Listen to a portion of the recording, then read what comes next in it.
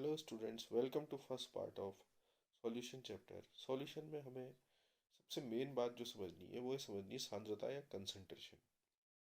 ठीक है। तो क्योंकि हम किसी सॉल्यूशन के बारे में पढ़ रहे हैं तो उसके कंसंट्रेशन को जानना ज़रूरी है। तो कंसंट्रेशन क्या है? कंसंट्रेशन को हम यहाँ पर लेते हैं मोलैरिटी मोलैलिटी के सेंस में।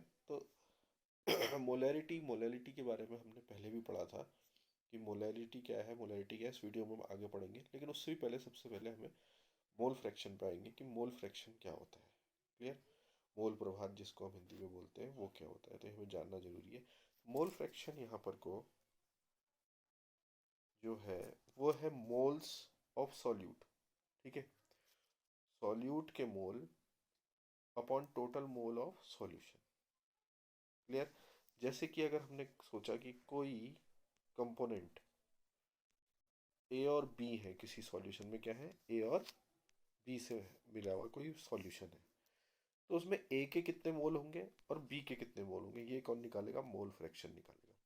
इसको हम बोलते हैं एक्स ए या जाई ए से भी दिखाते हैं। ठीक है। एक्स ए, सपोज मुझे ए के मोल निकालने हैं तो मैं एक्स ए कहूँगा। ठीक है। या जाई ए बोलूँगा।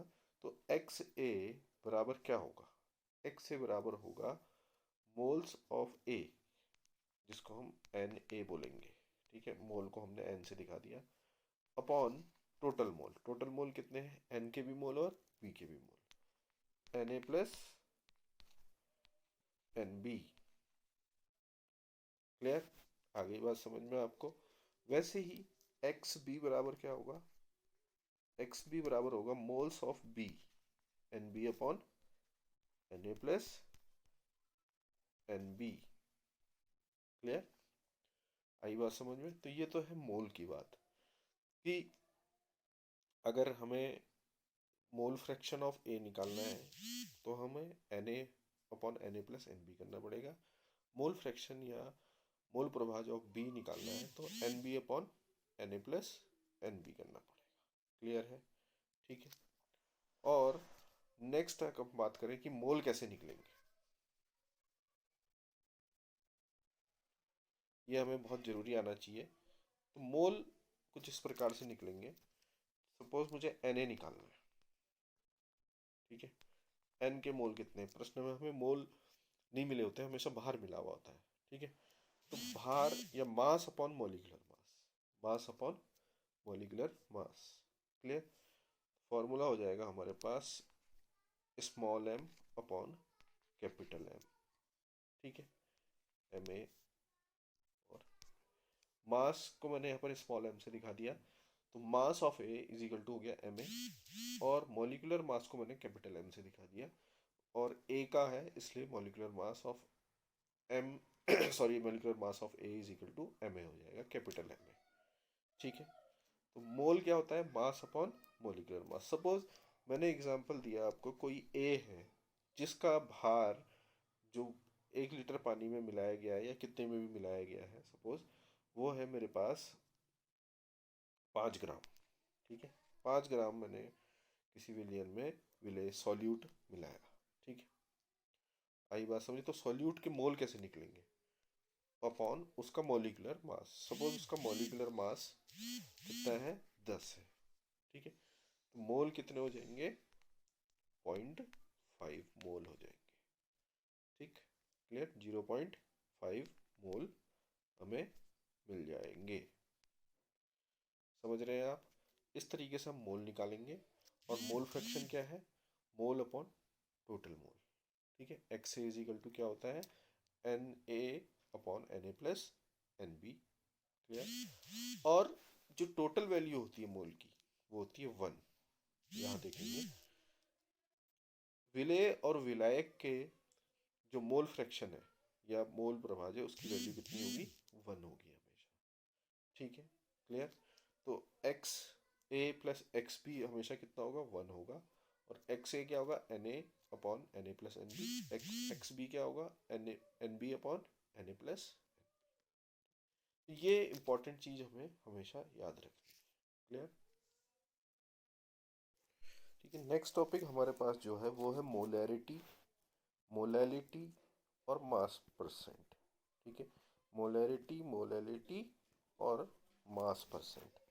देखिए यहाँ पर को हमें क्या देखना है, हिंदी में भी मोलैरिटी बोलते हैं और मोलैलिटी को मोलैलिटी बोला जाता है, और मास प्रतिशत हो गया हिंदी में, ठीक है। देखिए मोलैरिटी, मोलैलिटी या मास प्रतिशत क्या है, कंसंट्रेशन या सांद्रता को समझाने का तरीका है, ठीक है। जैसे अगर हम बात करें मोलैरिटी की, क्लियर, मोलैरिटी क्या है, अगर मेरे पास 1 लीटर पानी है, ठीक है, उसमें मैंने चीनी डाली, क्या डाली, चीनी मिलाई, तो कितनी चीनी मिलाई या उसके कितने मोल मिलाए, 1 लीटर में कितने मोल, वो कहलाएगी मोलैरिटी, ठीक है, ग्राम में नहीं, ठीक है। जैसा मैंने अभी बताया आपको पहले कि ग्राम में दिया होगा तो उसको मोल में कैसे परिवर्तित करेंगे, अगर 5 ग्राम है तो 5 ग्राम चीनी को उसके मोलिकुलर मास से डिवाइड कर देंगे तो हमें मोल मिल जाएंगे, क्लियर। तो कितने मोल, 1 लीटर पानी में कितने mole is called molality, molarity sorry. Molality क्या होता है, मोलैलिटी होता है केजी में। अगर हमारा सॉल्वेंट, ठीक है, इसको लीटर में ना लेके हमने किस में लिया है, केजी में, तो 1 लीटर में कितने, 1 केजी में सॉरी, 1 केजी में कितने मोल, तो वो क्या हो जाएगा, मोलैलिटी हो जाएगा, क्लियर। नेक्स्ट है हमारे पास मास परसेंट या मास प्रतिशत, हिंदी में जो बोलते हैं, वो होता है mass upon total mass into 100, ठीक है। सपोज हमें किसी एक कंपोनेंट का मास परसेंटेज निकालना है, कोई ए से और बी से मिलके बना है, तो ठीक है, ए से और बी से मिलके क्या बना, ए बी बना हुआ है, तो ए का मास परसेंट कितना होगा, ए का भार, सपोज ए का भार है 2 अपॉन टोटल इन दोनों का मिलके है 4 इंटू 100, तो कितना आ जाएगा, 50%, ये हो गया मास प्रतिशत, क्लियर, या मास परसेंट।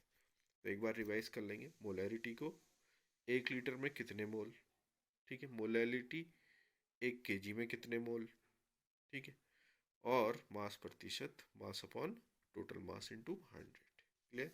बाकी फार्मूला या न्यूमेरिकल आपको 11th में बहुत अच्छे से समझाए गए, वही सारी चीज़ें सॉल्यूशन में लगेंगी। तो टोटल जो सॉल्यूशन में हमें सबसे पहले समझना है वो मोलैरिटी को समझना है, मोलैलिटी को समझना है, मास परसेंटेज को समझना है, और मोल फ्रैक्शन को समझना है, क्लियर। अगर इसको हम लीटर में नहीं लेके ml में लेंगे तो इंटू 1000 कर देंगे, क्लियर, ठीक है, आ गई बात समझ में। तो इस तरीके से ये चीज़ें होंगी, आगे के जो भी पार्ट्स आएंगे उसको बहुत ध्यान से देखिए, और चैनल को सब्सक्राइब करना ना भूलें, ठीक है। चैनल को सब्सक्राइब करने में कोई बड़ी प्रॉब्लम नहीं है, उससे आपको वीडियो जब भी अपलोड होगा तो आपको पता चल जाएगा, इसलिए चैनल को सब्सक्राइब करें, बेल आइकन जरूर दबाएं, कोई पैसा नहीं लग रहा है उसमें, बस सब्सक्राइब कर देना है, ठीक है। Thank you.